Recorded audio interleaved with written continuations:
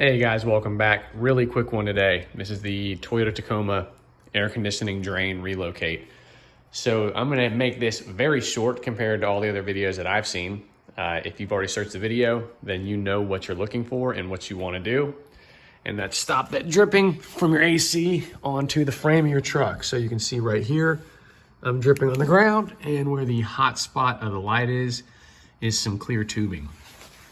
So getting into here, there's your lower control arm. I'm gonna shimmy my way up under here.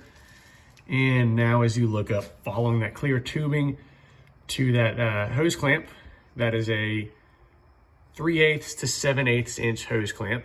So it's stainless steel and it goes on top of that clear hose. That clear hose goes right over the nub where you see that black. That's where the factory AC drain comes out. You can see water still coming down it. My truck hasn't been ran for about an hour and a half.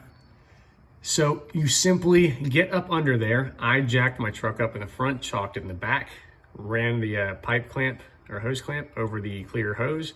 Again, that's 5/8 inch inner diameter, 7/8 inch outer diameter. It's tight squeeze, but you shimmy up there, you get it on, you tighten it into place, just tight enough.